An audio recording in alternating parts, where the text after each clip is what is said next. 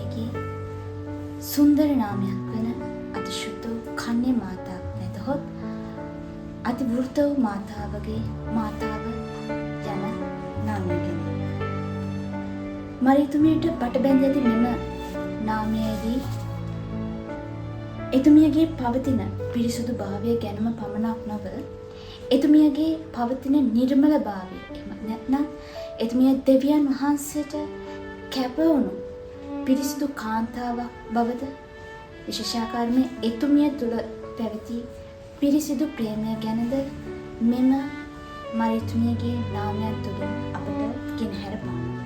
විශේෂාකාරයෙන්ම අප සභා පියවරුන් අපට උගන්වන පරිදි එතුමියගේ මෙම නාමයන් එතුමියගේ ජීවිත ආදර්ශය තුළින් අපට කියලා දෙනවා. විශේෂාකාරයෙන්ම ශුද්ධ ජෙරොම්තුමා මරියතුමිය ගැන පවසන්නේ එතුමියගේ කන්‍යා භාවය ගැන ගැඹුරින් කතා කරනු ලබනවා. ඔහු පවසන්නේ එතුමියගේ පවිත්‍රත්වය ශාරීරිකව පවතින දෙයක්ම පමණක් නොව එතුමිය දෙවියන් වහන්සේට කැපවුණු ආත්මයක් බව.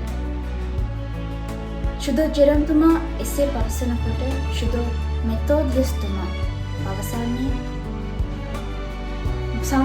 මරියතුමිය යනු සම්පූර්ණ පවිත්‍රත්වයේ ස්වරූපය නැත්නම් පවිත්‍රත්වයේ කැඩපත කියලයි. මරියතුමියගේ මෙම පවිත්‍ර භාවය තුළින් අපගේ ජීවිතයට ලැබෙන්නේ කුමක්ද කියලා අපි සොයලා බලමු. විශේෂාකාරයෙන්ම විසම සමාජයක් තුළ අපි ගත කරන ජීවිත තුළදී අපේ පවිත්‍රත්ව භාවය දෙවියන් වහන්සේට ඔප්පු කරන්නේ අපි කෙසේද? කතෝලිකයන් වශයෙන් අපිට මේ ලැබිලා තියෙන විශේෂ වරප්‍රසාදයට දෙවියන් වහන්සේට ස්තුති කරන්නේ අපි කෙසේද කියලා. විශේෂාකාරයෙන්ම තරුණයන් වන ඔබත් විවාහ ජීවිතයක් ගත කරන ඔබත් විශේෂාකාරයෙන්ම දේව සේවයට කැප වෙලා සිටින මමත් සහ අප සියලුම දෙනාත් උන්වහන්සේ අපට ලබා දුන් මෙම පවිත්‍රත්වය රැකගෙන එම පවිත්‍රත්වය තවත් දෙවියන් වහන්සේ වෙනුවෙන් කැප කරන්නට විශේෂාකාරයෙන් මෙම මාසය තුළ අපි එතුමියගෙන් ඉල්ලා සිටිමු. එතුමියගේ මැදහත්කම අපට ලබා දෙන්න.